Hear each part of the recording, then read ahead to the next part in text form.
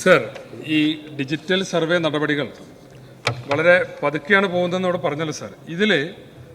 ഇതിനു വേണ്ടി ഇറങ്ങിയ ഒരു ഉത്തരവുണ്ട് സാർ. ഇതിനു വേണ്ടി ചെലവാകുന്ന സംഖ്യ ഇപ്പോൾ സർക്കാരാണ് വഹിക്കുന്നത്, 900 കോടി രൂപ.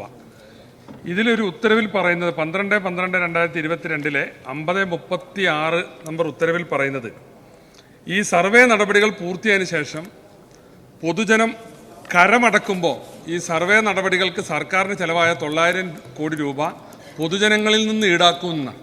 സാർ, ഇത് ഒരിക്കലും നീതീകരിക്കാൻ കഴിയുന്നില്ല. ആ ഉത്തരവിൽ പറയുന്നത് എങ്ങനെയാണ്? സംസ്ഥാനത്ത് ആരംഭിച്ചിട്ടുള്ള ഡിജിറ്റൽ സർവേ പദ്ധതിയുമായി ബന്ധപ്പെട്ട് വില്ലേജുകളുടെ സർവേ നടപടികൾ നിർവഹിക്കുന്നതിന് ചെലവാകുന്ന തുക മുൻകൂറായി വഹിക്കുന്നതിനും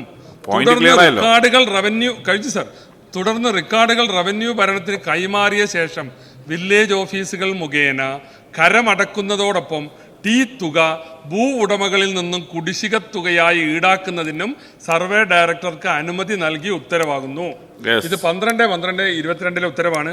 ഈ ഉത്തരവിനോടുള്ള സർക്കാരിന്റെ ഇപ്പോഴത്തെ സമീപനം എന്താണ് എന്നതാണ് എന്റെ ചോദ്യം. സാറേ, ഈ സ്വാഭാവികമായിട്ടും ഡിജിറ്റൽ റീസർവേ ഒരുപക്ഷെ ഇന്ത്യയുടെ ചരിത്രത്തിന്റെ ആദ്യത്തെ അനുഭവമാണ്. 858 കോടി രൂപ ചെലവഴിച്ച് റീബിൽഡ് കേരള ഇനീഷ്യേറ്റീവിൽ ഉൾപ്പെടുത്തി ഇത്രയും ബൃഹത്തായ ഒരു പദ്ധതിക്ക് നേതൃത്വം നൽകുമ്പോൾ സാധാരണ നിലയിൽ ഉപഭോക്താവ് അനുഭവിച്ചുകൊണ്ടിരിക്കുന്ന നിരവധി പ്രയാസങ്ങളും അവർക്ക് പിന്നീടുണ്ടാകുന്ന വലിയ സാമ്പത്തിക ചെലവും ഒഴിവാക്കാൻ കഴിയുന്ന വിധത്തിലാണ് പദ്ധതി നമുക്ക് ചെയ്യാൻ വേണ്ടി കഴിഞ്ഞിട്ടുള്ളത്. എന്ന് മാത്രമല്ല, ഈ പദ്ധതിയുടെ ഗുണഫലം പദ്ധതി പൂർത്തീകരിക്കുന്നതോടെ അവസാനിക്കില്ല.